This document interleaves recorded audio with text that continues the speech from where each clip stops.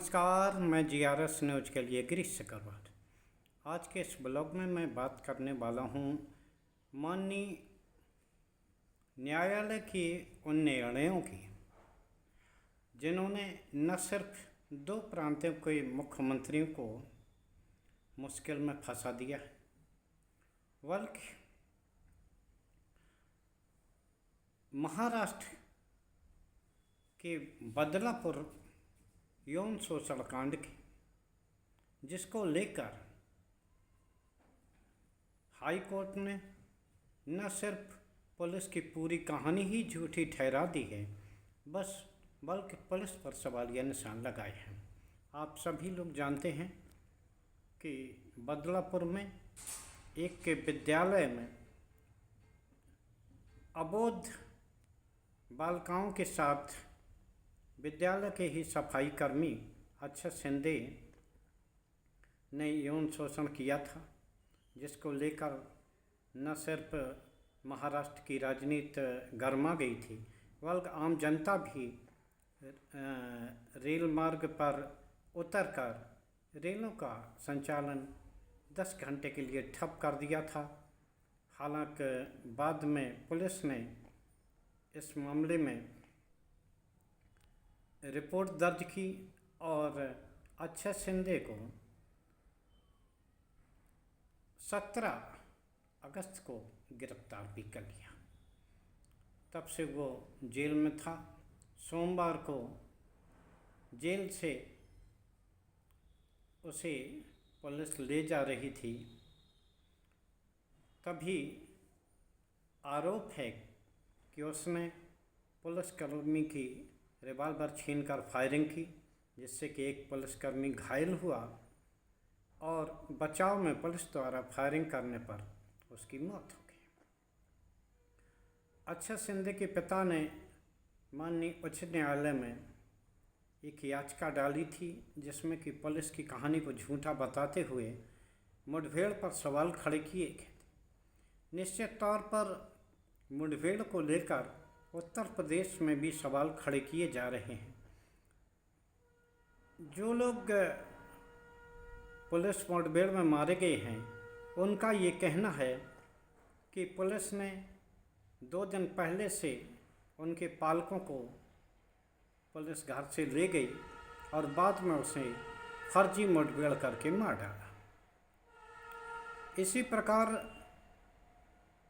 महाराष्ट्र के इस प्रकरण में हाई कोर्ट ने पुलिस की कहानी को झूठा ठहराया और ये कहा कि उसे गोली हाथ पैर में भी मारी जा सकती थी। आखिर उसको सिर में गोली मारने के बजाय उसे काबू में करने का प्रयास क्यों नहीं किया गया? किस प्रकार उसने हाथ में हथकड़ी लगी होने के बावजूद भी पुलिसकर्मी के होल्स्टर से रिवॉल्वर निकाली और फायरिंग की। लिहाजा हाई कोर्ट के इस आदेश से निश्चित तौर पर मुठभेड़ में पुलिस द्वारा गढ़ी कहानी पर सवालिया निशान लगे हैं। उत्तर प्रदेश में भी इसी प्रकार के सवालिया निशान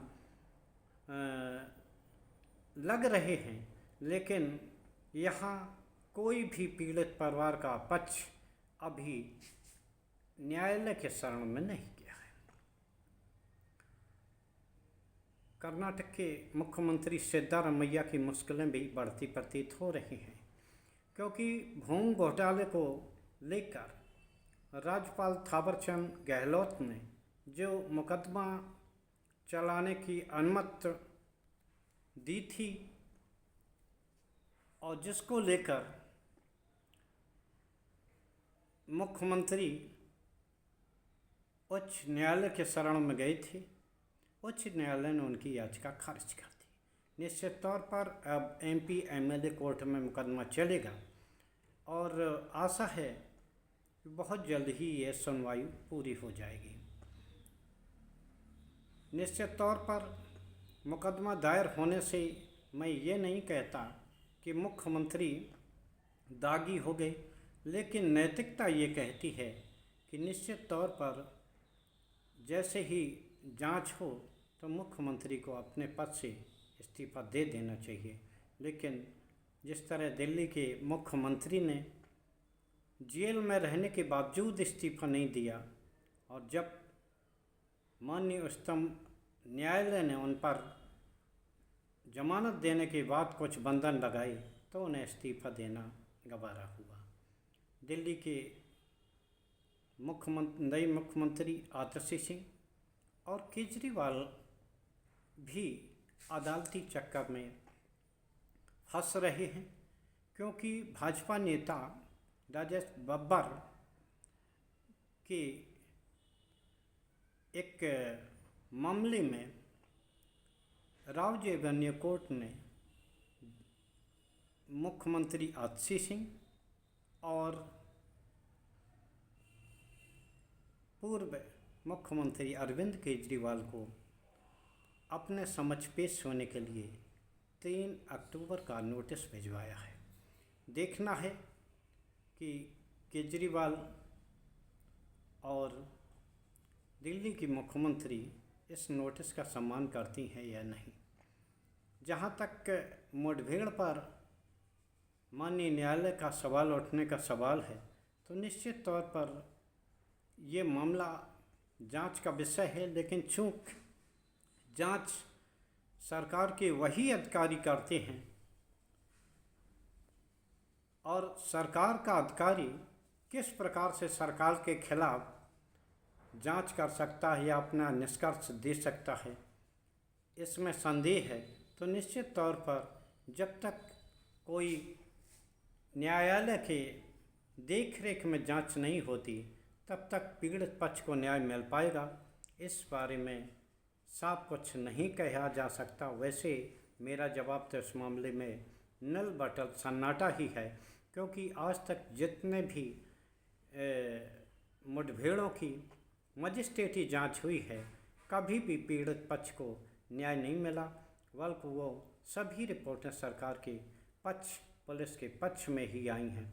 देखना ये है कि हाई कोर्ट के इस निर्देश के बाद महाराष्ट्र सरकार इस मामले में क्या कदम उठाती है। आज के ब्लॉग में बस इतना ही।